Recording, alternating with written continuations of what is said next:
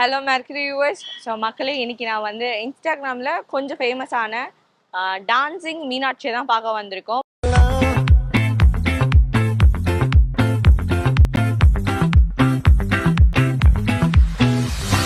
First of all உங்களை introduce பண்ணுங்க ma'am. எல்லாருக்கும் தெரிஞ்ச வரைக்கும் மீனாட்சி மேம் பொறுத்த வரைக்கும் டான்ஸ் ஆடுவாங்க. நாங்கள் இன்ஸ்டாவில் பார்த்துருக்கோம், சோஷியல் மீடியாஸில் பார்த்துருக்கோம்.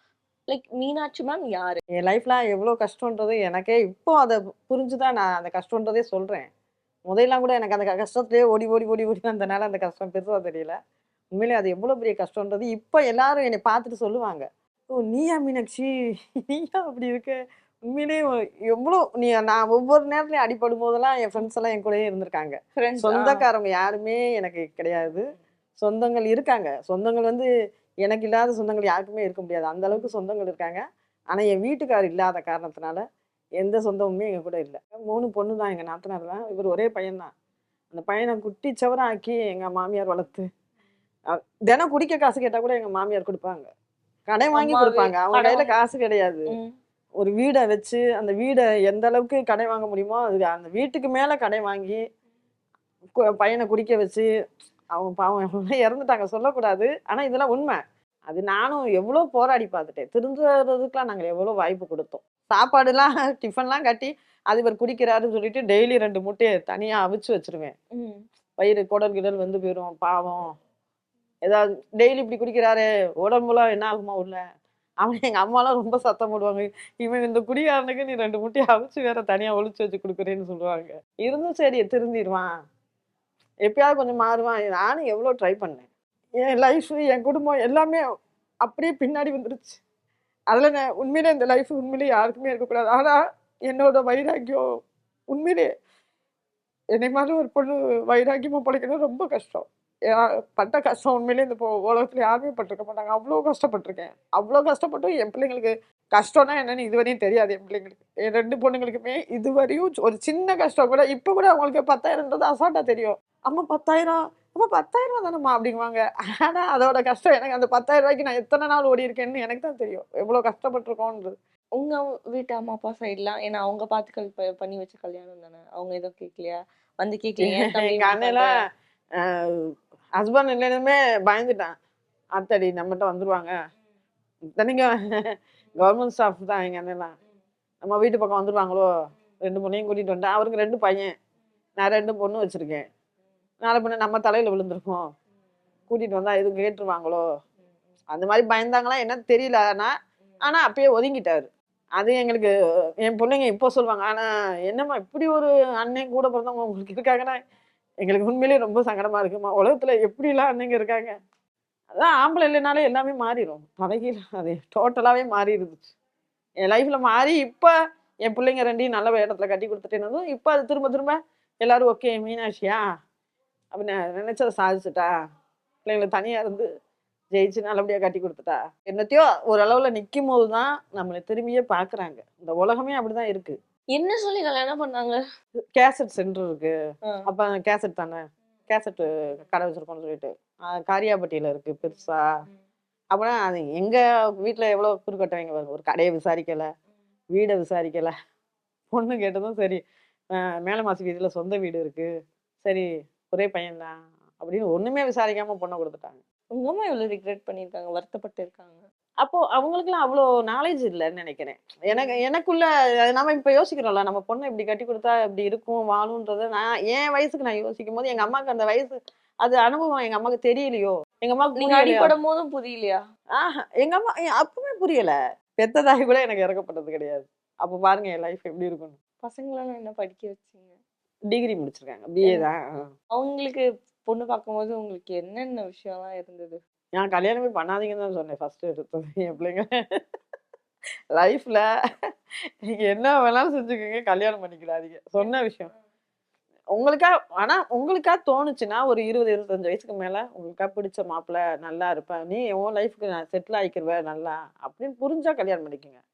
ஆனா கல்யாணம் பண்ணிக்காதீங்க, என்னோட லைஃபுக்குமேனாலும் பண்ணிக்காதீங்கன்னு தான் எனக்கு அவ்வளோ வெறுத்துட்டேன் நான். ஏதாவது ஒரு இது நல்லா இருக்கணும், இந்த பக்கமும் நல்லா இல்லை அந்த பக்கமும் நல்லா இல்லை, நான் ஒருத்தியாக ஓடிட்டே தான் இருந்தால் எப்படி இருக்கும் அது லைஃபு. அப்போ என் பிள்ளைகளுக்கு என்ன சொல்ல தோணும் எனக்கு. இப்போ உங்க மருமகங்களாம் உங்க பொண்ணுங்கள எப்படி பாத்துக்கிறாங்க? ஐயோ! சொல்லவே கூடாதுங்க. உண்மையிலேயே என் மருமகங்க தான் தங்கம். என் பிள்ளைங்கள காட்டிலும் மருமகங்க இல்லைன்னா என் லைஃபே இல்ல. அந்த மாதிரி. நான் ஆம்பள பிள்ளை பெத்துக்கலேன்னு நெனச்சு இப்போ படல. அவங்க 2 பேருமே எனக்கு பசங்க. உண்மையிலே அந்த அளவுக்கு என் மேல பாசம். உண்மையிலே இந்த மாரி டான்ஸ் பண்ண முடியுமா? கல்யாணம் பண்ணி ஒரு மருமகன் வந்ததுக்கப்புறம், எந்த மருமகனாவது ஏத்துக்குவாங்களா? ஓ! அவங்க இஷ்டம் பாவம். இவ்வளோ நாள் கஷ்டப்பட்டுருக்காங்க. ஓடி வந்திருக்காங்க. என் பிள்ளைங்களும் அதான் சொல்லுவாங்க. அவங்கள எதுவுமே சொல்லாதீங்க. அவங்க ஆசை செஞ்சுக்கிறட்டும். எப்ப இந்த டான்ஸ்ன்ற ஒரு விஷயம் உங்களுக்கு தோண ஆரம்பிச்சுச்சு? நீங்க ஒரு டான்ஸ் 2 ஸ்டூடியோல பொண்ணும் நமக்கு கல்யாணம் பண்றோம் இல்லையா? ஓகே தனிமைய உணர ஆரம்பிச்சேன் அப்பதான். ஓ! பசங்களுக்கு அப்புறம். பசங்க இப்பதான் பண்ண ஆரம்பிச்சேன். கல்யாணம் பண்ணதுமே, ஆஹா! இனி தனியா இருப்போமோ! அப்படின்ற மாரி ஒரு ஃபீல் ஆச்சு. வெயிட் வேற போட்டுட்டே இருக்கேன்னு சொல்லிட்டு விளையாட்டா ஜும்பா கிளாஸ்க்கு வந்தது தான். மொத ரொம்ப ஒல்லியா தான் இருப்பேன். யூட்ரஸ் எடுத்ததுமே வெயிட் ரொம்ப போட ஆரம்பிச்சுச்சு. சரி ஜும்பா கூட பண்ணுங்க வெயிட் குறையுனதும். ஜும்பா பண்ணும்போது கொஞ்சம் ஜாலியா அப்படி இப்படிலாம் ஆடுறது. நமக்கு தோன்றதெல்லாம் அது பார்ப்பான். நல்லா கையெல்லாம் மூவ்மெண்ட்லாம் நல்லா பண்றியேம்மா! காலும் உனக்கு டக்கு டக்குன்னு எடுத்து வச்சுட்டீங்களா? ஏதாவது ரீல்ஸ் பண்ணி பண்ணி போடுனா, ஏன்டா நான்லாம் பண்ணி போட்டா யாராவது பார்ப்பாங்களா? நீ வேற விளையாடாதடான்னு சொன்னேன். இல்ல நீங்களா சும்மா ட்ரை பண்ணுங்கன்னதும், அப்புறம் நான் யாரையுமே டிஸ்டர்ப் பண்ண மாட்டேன். நானா வருவேன், ஸ்டாண்ட் எடுத்துப்பேன். நானே ஸ்டாண்ட்ல போட்டுப்பேன். என்னால முடிஞ்ச ஏதாவது ரீல்ஸ் பண்ணியிருப்பாங்களா? அந்த ஸ்டெப்ப நானே பிராக்டிஸ் பண்ணி பார்ப்பேன். ஆனா அதோட விமர்சனங்கள் நெறைய இருந்தது. அம்மோ! உங்களுக்கு அது யாருக்கும் இந்த பக்கத்துல இருந்து ஃபோனுக்கு அந்த பக்கத்துல இருந்து பார்க்குறவங்களுக்கு உள்ள இருந்து நீங்க ஆடுறீங்கன்னு தான் தெரியும். ஆனா அதுக்குள்ள உங்களுக்கு ஒரு வாழ்க்கை இருக்கு. நீங்க இவ்ளோ பெரிய ஸ்ட்ரகுல தாண்டி வந்திருக்கீங்க. அது ஆடுறதே உங்களோட ஸ்ட்ரெஸ் இதெல்லாம் குறைச்சுக்கிட்டு நீங்க ஒரு நான் நிம்மதியா இருக்கேன் அப்படின்னு நினைக்க தான். ஃபர்ஸ்ட்டு கொஞ்ச நேரம் கொஞ்சம் ரிப்ளைலாம் பண்ணிட்டே திரிஞ்சேன். ம். போங்கடா, நீங்க என்னங்கடா நல்லவங்களாடா? என்னைய ம். பத்தி அதாவது ஏதாவது ஒரு வார்த்தை சொல்றேல்ல, என்னைய பத்தி தெரியுமா உனக்கு? ம். நீ நல்லவனா இருந்தா உண்மையான ஐடிக்கு வா. ம். நீ பேசு. நீ அது எதுலனாலும் கால் வரும் இல்லையா? அடிச்சு கூட பேசு. நீ என்னங்கம்மா?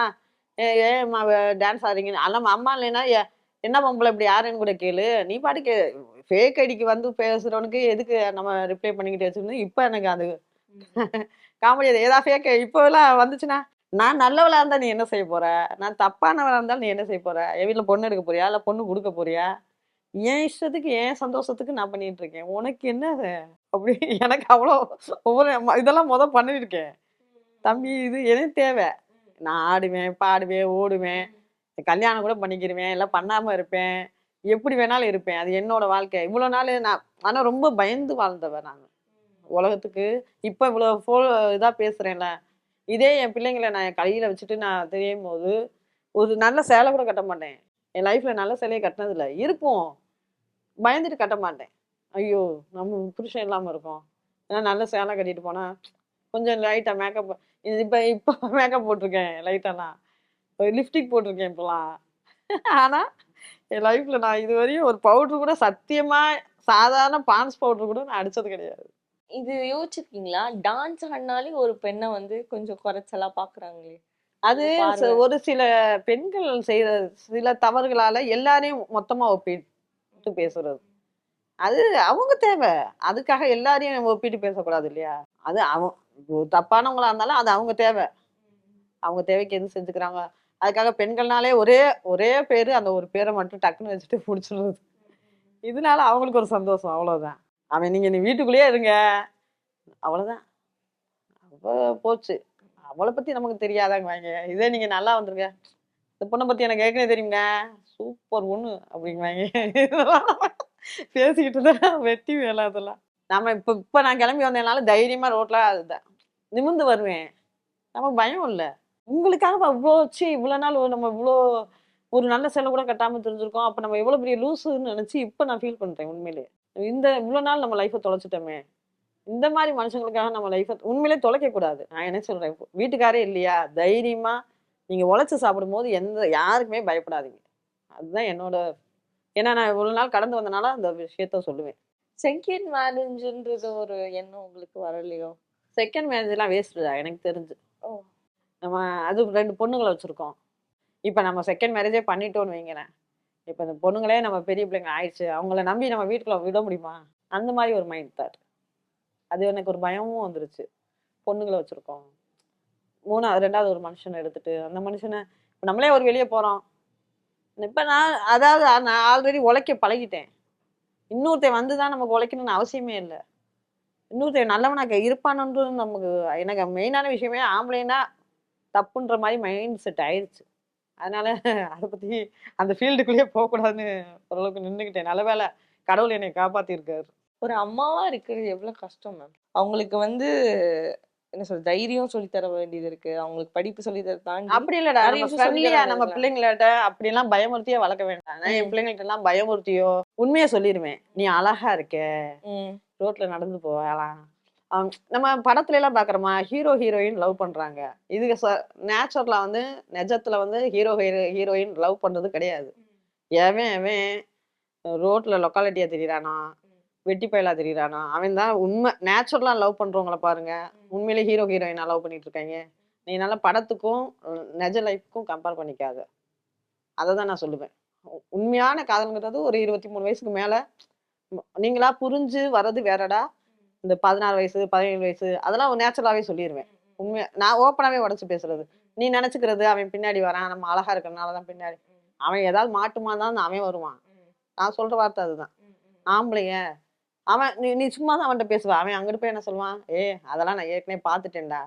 ஒரே வார்த்தையில முடிச்சிருவான். ஆனா நீ அவன என்னன்னு கூட கேட்டுருக்க மாட்ட. ஆனா அவன் சொல்ற வார்த்தை இதா தான் இருக்கும். இதான் அவருக்கு புரிய வச்சேன். பசங்களுக்கு வந்து அப்பாவோட பாசம், இல்ல அப்பா ஏக்கம் அந்த மாதிரி ஏதாவது இருந்தா, அப்பா மேல ஏன்னா இந்த பெண் பிள்ளைங்கனாலே அப்பா மேல ஒரு ஈர்ப்பு இருக்கும்னு சொல்லுவாங்கல்ல. அது அவளுகளுக்கு அப்ப தெரியல. அப்ப அப்பா ஃபீலிங்னாலே தெரியாது அவளுகளுக்கு. இப் சுத்தமாவே அவங்க இறந்துட்டாருன்னு சொல்லிட்டு ஃபோன் அடிச்சாங்க. என் ஃபோன் நான் தான் பேசிட்டு எனக்கு கண்ணீர் ஊத்துது அப்படியே. சரி என்னதான் இருந்தாலும் வாழ்ந்துட்டோம். சரி நல்லவனா கெட்டவனா சரி இறந்து போயிட்டானே அப்படின்னு அழுகுறேன்.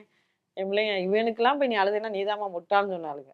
ஆனா இப்போ அவங்க பிள்ளைங்க பிறந்து அவங்க அப்பா கூட ஜாலியா தொத்திக்கிட்டு ஓடும்போது, செய்யும்போது, இப்போ உணர்றாளுக. அப்பா எவ்வளோ பெரிய விஷயமா? எங்களுக்கு அந்த அப்பான்றது இல்லாம போயிடுச்சு. அப்படின்னு இப்ப ஃபீல் பண்றாளுக. எங்க ஒண்ணு கேட்டதும் அப்பா அவங்க அப்பா என் வீட்டுக்காரர் ஓடி போய் வாங்கி குடுக்குறாரு. அப்ப எங்களுக்கு அப்பா இருந்தா இப்படி வாங்கி குடுத்துருப்பார்லம்மா. ஒரு தைரியமா போறோம். என் வீட்டுக்காரர் வான்னு சொல்லிட்டு ரோட்ல இழுத்துட்டு கூட சும்மா கூட கைய பிடிச்சுட்டு போறோம். ஜாலியா இருக்கும். உனக்கு அந்த வாழ்க்கையெல்லாம் இல்லையேம்மா அப்படின்னு சொல்லுவாங்க. அப்போ நீ நினைக்க மாட்டியா? உனக்கு அந்த ஆசை இல்லையாம்மா? அப்படி இல்லம்மா.